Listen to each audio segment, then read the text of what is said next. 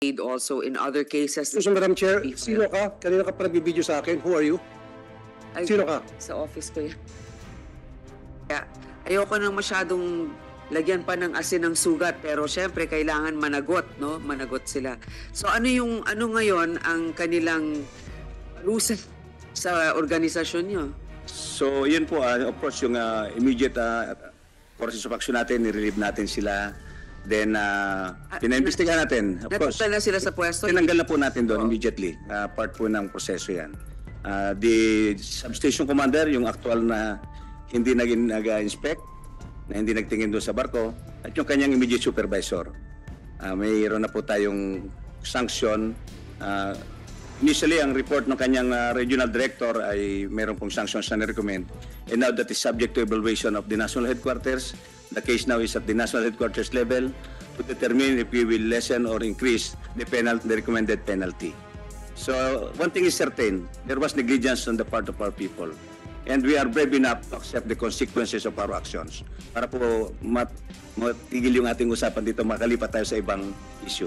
Alam mo, usually the PCG only imposes administrative liabilities. Wala pong criminal dito. Wala ding civil liability. Maybe the PCG management can look into this so that you can aid also in other cases. So, Madam Chair, sino ka? Kanina ka pa nagbibideo sa akin. Who are you? Ay, Sino ka? Sa office ko yan. Oh, sorry. Yeah, kasi kanina pa Ano mo kasi, tinan mo hearing ko to pero ikaw ang kinukunan. sorry, nakakalang taga-piling ko kasi yung kumulin pa. Ay, kanina pa niya ako ginaganon-ganon, sabi ko. Actually, sorry. for the split second, iniisip ko, aminin ko bang staff ko to? Pababayaan ko na lang. Fan mo kasi yan si Roland. Fan mo. Boss. Ano dyan? Roland, titignan ko yung kinunan mo Pag puro Senator Tulfo, lipat ka na sa opisina niya. Sorry. Sorry for this light moment here. Go ahead. To continue, Madam Chair, this is the reason why the very early age of this investigation, nalaman natin na may negligence, and this is in coordination, of course, with the investigation jointly conducted by the PNP and the leaders of the Coast Guard doon sa area. So kaya nandiyan po, in coordination with the PNP and the Coast Guard, we allowed the PNP to include our personnel in the charges of negligence. Criminal is a criminal case. So meron na po. Sir, Madam Chair. actually, before you ask, tatanungin ko sana yung Marina mag-present, pero siguro dapat pagkatapos po ng tanong niyo, pumunta na tayo sa kapitan at sa mga, Yes. di ba? Madam Chair, ito ang sinasabi ko na ako po ay nag-craft ng panukalang batas na para pag nangyari ulit ito, sana wag na po. Halimbawa na nangyari ulit ito at maliwanag na may kapabayaan ang taga-Philippine Coast Guard Marina, dapat ganun din matik sila ngayon para maging fair. Yung kapitan ng barko, of course, may kapabayaan siya, pero yung kanyang kapabayaan, same din yung bigat ng kapabayaan ng Philippine Coast Guard. Dapat side by side kayo pareho naka-uniforme na ngayon. So what's so special about the Philippine Coast with the Philippine Coast Guard? Iba palang trato natin pag mga pobre at kapag may mga naka-uniforme at may katungkulan, bini-baby natin. Heck, no. Dapat fair. Yun lang po, Madam Chair. Tama po kayo. Siguro mamaya, tatanungin natin yung Marina. Pero gusto na natin dahil pinag-usapan na natin yung kwento dumako muna tayo saan po? Sa kapitan o sa biktima? Saan po sa tingin? Siguro po sa mga otoridad muna. At isa pa, may kapabayaan na pala na inamin niya na wala rin life vest. Ano yun? So siguro from now on, review niyo po lahat. Huwag mo nang palayagin lahat ng bangka hanggat hindi makapag-comply doon sa requirement na 1:1 sa life vest. Kasi pag pupunta ko ng Boracay, Madam Chair, nakikita ko, although hindi ko sinasakyan yun, ibang sinasakyan ko, speedboat, nakikita ko, lang yung life vest na nakasabit, ang dekorasyon lang. And then, kung meron silang 30 na pasahero, 10 na yung life vest. From now on, Coast Guard Marina, make sure 1:1 dapat ang life vest sa lahat ng bangka. Actually, Senator Tulfo, it's a good thing you mentioned this kasi I'd like to commend also the one in Romblon, yung Philippine Coast Guard doon. Kasi kaya, I think may isang nasalanta namatay dahil na heart attack. Pero lahat ng pasahero na isalba dahil number 1, may life vest lahat. Yes. Number 2, bago umalis yung barko yata, kinunan pa ng video. Yun yung SOP nila doon. So, ganun, di ba? Hindi kayo mapapagbintangan kung sakasakaling force majeure talaga yung naging problema, biglaan. So, sino pong tatawagin natin? Marina muna o Vice Chair? We can Kayo. continue siguro. I can move on na, Madam Chair, but siguro, personal experience lang. Yung Coast Guard siguro, naman, yung iba ginagawa naman yung duty nila, no? Because last month, nagbarko kami sa may bandang Subic.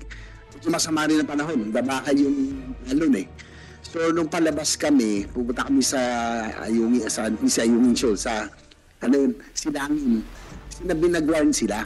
Sabi ko, medyo masama ang panahon, ha? So, sana ganun din po, Madam Chair, Senator Tulfo na Admiral, na pasabin na talagang ginagawa naman ng iba eh. No? Kasi siguro ito, sana wag na pong maulit. And I commend others na at least sila doon, narinig ko mismo sa radyo, masama po ang panahon, baka pinarniin kami. So I hope dapat gawin ng gawin para maiwasan yung mga ganitong sakuna.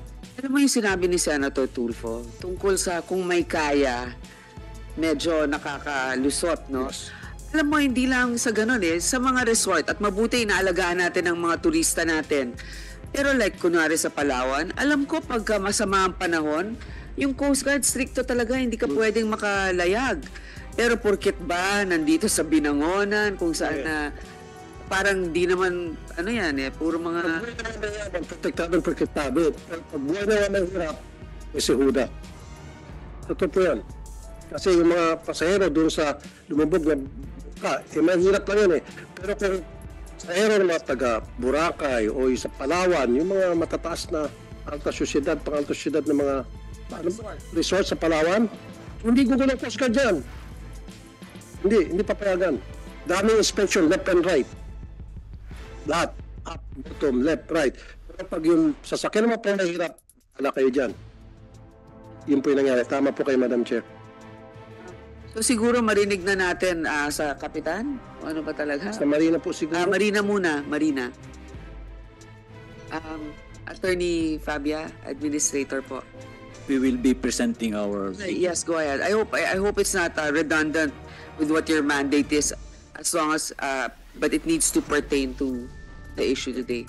Yes, Thank you. Yes, Madam Chair.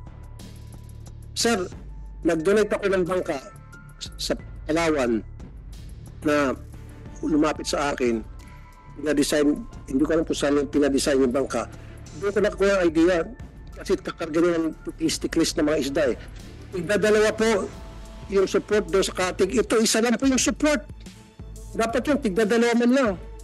Mas maganda pa kung tatlo. Tapos sa katig itself, dapat dalawa ang katig. Ito, isa lang. Yung sumasahid sa dagat na katig. Doon pa lang dapat makita na po ng mga engineers ninyo. Meron po kayo nag-inspect. Diba? Yun po yung sinasabi ko.